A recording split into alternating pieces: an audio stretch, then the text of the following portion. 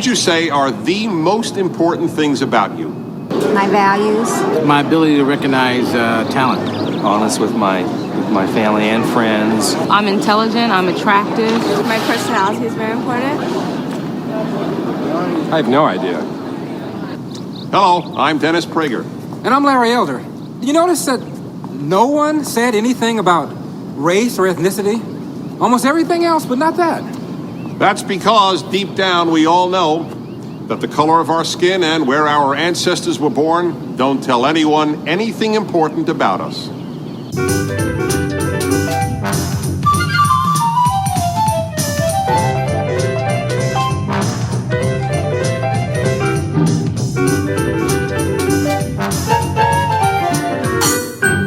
As you can see, I have very white skin. And I don't. I'm Jewish. I'm not. I was born in Brooklyn. South Central Los Angeles. My grandparents came to the United States from Poland. I, on the other hand, don't have a lot of Polish ancestry. You now know our race and ethnicity. Do these things tell you anything important about us? About our values, our abilities, our personalities, our interests, our passions, or most important, our characters? And does knowing our race and ethnicity tell you anything about the qualities that would make you want to consider either of us as a friend or as an employee? What if by magic I could suddenly have black skin? What if by magic I could have white skin? Or brown skin? Or yellow skin? Would that give you a better clue as to who I, Dennis? Or who I, Larry, really am?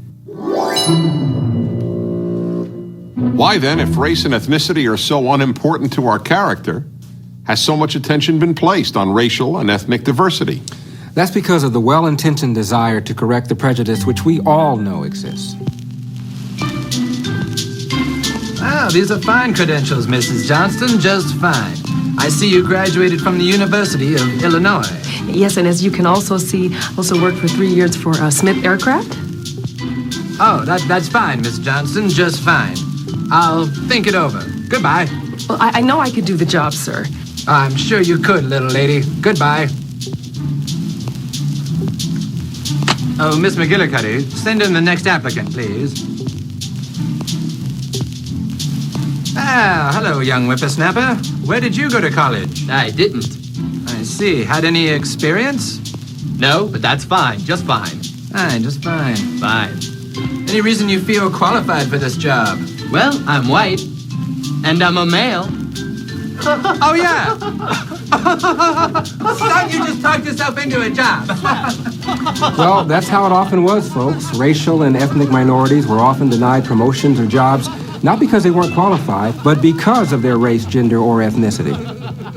Now, if you want to solve this problem, you have two choices. One, replace the old racial, ethnic, and gender considerations with new racial, ethnic, and gender considerations, and that way end up with a diverse workplace.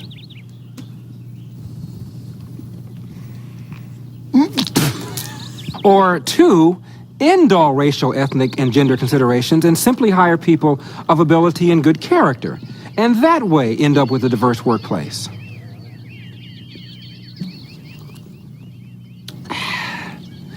You see, many well-intentioned people have opted for the first choice, aiming for diversity by emphasizing race, ethnicity, and gender in hiring. But there's a tremendous problem with this solution. It's based on the same assumptions as the original problem, namely that people's race, ethnicity, and gender are very important. But they aren't. And that is why there is so much confusion over what diversity really means. For example, would you say this is a diverse group?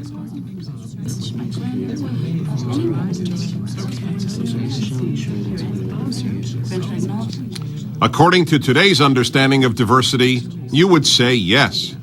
Now, would you say this is a diverse group?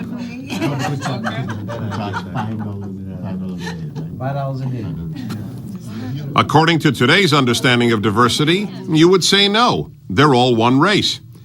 Now let's go back to the group we thought was diverse. Excuse me, could you tell me where you went to law school? Stanford. Harvard. Yale. Stanford. Dartmouth. What's your background? Urban middle class. Urban middle class. Urban middle class. Urban middle class. Urban middle class. What's your career ambition? I'd like to make partner. Make partner. I'd like to make partner. Partner. Partner. One last question. Who are you going to vote for in the next election? Whoever's against tort reform. Whoever's against tort reform. Tort reform. Whoever's against tort reform. Now let's go back to the group which we thought was not diverse. Excuse me, I'm curious to know your backgrounds. Cleveland suburbs. Everywhere. I'm an Army brat. Nairobi, Kenya. Kingston, Jamaica. The streets. What's your career ambition? Business. Political activism. I want to open a restaurant. I just want a job, man. Survival. How about your religious beliefs? I'm a non-practicing Catholic. Muslim. I'm a Christian. The Lion of Judah, Jah. My old lady goes to church. Not me. And how are you going to vote in the next election? Whoever's more conservative. Whoever's more liberal. I'm not a citizen yet. Whoever will save the children. In a booth. So which group would you say is more diverse? You know, those who believe in race-based diversity believe that race reflects more than color. They believe that people of different races and ethnicities not only look different, that they actually think different. Which, of course, is just another way of saying that people of the same racial or ethnic group think the same. All blacks think alike, all whites think alike, all Hispanics think alike, and so on. If that were so, we might see a scene like this one. It shows the existential dilemma of the modern psyche in reaction to postmodernism. No. It shows man's inhumanity to man and clearly admonishes the viewer to get in touch with the inner child. No. It's a representation of the artist's unresolved conflict with his father. I think. Thank you. And welcome to the company. Thank you. And welcome to the company. Thank you. And welcome to the company. Thank you. And welcome to the company. Thank you. And welcome to the company. I'm actually quoting diversity trainers. Quote, blacks and Hispanics approach situations in a man-to-man or feeling caring manner, whereas white males function primarily on a man-to-object style based on power, close quote. Hey, but what, for example, if one parent is Hispanic and the other is non-Hispanic white? I guess you deal with that person in a feeling, caring, man-to-object style. Thank you. And welcome to the company. Ma'am, I'm actually 1/4 Cherokee Indian. And 1/4 African American. African American. And 1/8 Hispanic. And 1/8 Pacific Islander. And 1/16 Croatian. 1/16 Chinese. 1/16 Chinese. And 1/32nd Eskimo. 1/32nd Eskimo? Yes, ma'am. My great-great-great-grandmother was an Aleut. I really take after her, though. Thank you. And welcome to the company. Before we go on, we need to draw a very clear distinction between race and ethnicity on the one hand and culture on the other. When we say that your race and ethnicity aren't important in defining who you are, we're not saying that your culture isn't important in defining who you are. Culture is important. But culture is culture, and race and ethnicity are race and ethnicity. They are not the same. For example, I have a lot more in common with a white in Copenhagen than I do a black in rural Nigeria. The Nigerian and I share race. We don't share culture. The same holds true for ethnicity. There are millions of Hispanics in the world, but they live in many different countries with very diverse cultures. ¿Me podría decir dónde queda el cuarto de conferencia y donde se tienen las... I'm sorry, I'm Hispanic, but I don't speak much Spanish. Do you speak French? ¿Qué? Parlez-vous français? No comprendo. Yes, but soccer. What is soccer? You know, where you kick a ball around the field. No, of course. That's football. No. Football is guys tackling and wrestling each other. No. That's rugby, old chap. Rugby. Oh, you crumpet head. I give up. 所以我完全听不懂你在说什么。Teka, hindi kita maintindihan eh. Dahan-dahan lang. 所以也许根本没有关系。Hindi kita rin maintindihan, pero usap pa rin tayo ba? Celebrate your culture. Teach it to your children. But don't make the mistake of confusing your culture with your race or ethnicity. They're not the same. Even more than culture, What unites us is values. Mahatma Gandhi, a Hindu, was killed by a Hindu. John F. Kennedy, a white American, was killed by a white American. Yitzhak Rabin, an Israeli Jew, was killed by an Israeli Jew. Anwar Sadat, an Egyptian Muslim, was killed by an Egyptian Muslim. These great men were murdered by people who shared their cultures, but not their values. You know, one of the worst consequences of race-based thinking is that it pushes us toward people with whom we may share little and cuts us off from people with whom we may share a great deal. You like carp? Like it. I love it. I go carp fishing every weekend. Me too.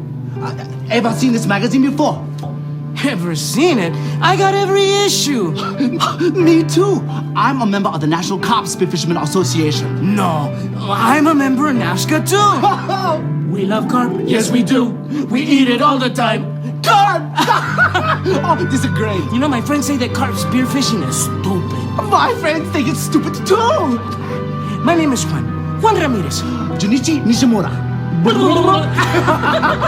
I see you on the shop floor. Yeah, hard to get to know people around here. Everybody likes hanging around the non-spearing carp fish groups. Say, that table over there, you want to go grab it? Vamos. Segoy? Sure. If you believe that ethnic and racial differences make people different from you, all you end up doing is depriving yourself of beautiful friendships. If you share our views of diversity, that what matters is the individual and his or her character, you have to act on it.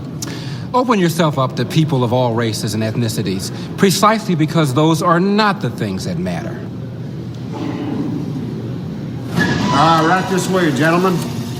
You know, we worked very hard to create some diversity in our company. And here's an example, two of our very fine young Asian employees.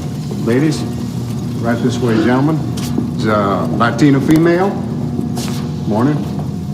And over here, I have one of our fine African-American employees. How you doing? I'm from Canada, actually. Yes, as a matter of fact, we have two Canadian African-Americans. We also have an African-American from England and one from France. We're very diversified. As a matter of fact, next month, we're going over to Africa and try to recruit some actual African-Americans in Africa. Hey! Wait a minute. I'm a hard-working man, and I'm tired of being reduced to just a color. And if you hired me because of the color of my skin, then you've put me in a situation that I can never win.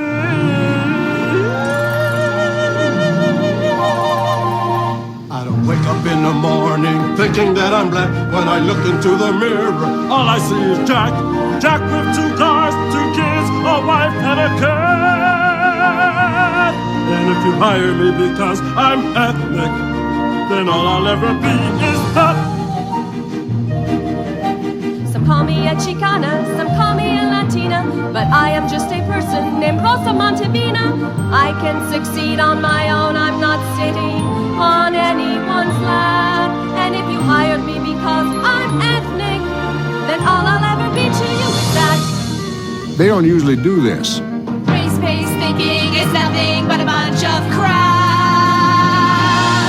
And if you hired us because we're different, Then all I'll ever be. all you'll ever see, all we'll ever be to you is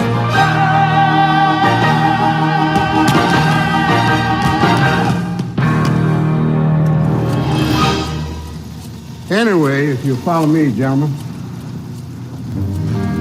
Most people want to be known first by their individual character and abilities rather than by their race or ethnicity. So rather than pursuing diversity on the basis of race or ethnicity, why not pursue it on the basis of character and ability?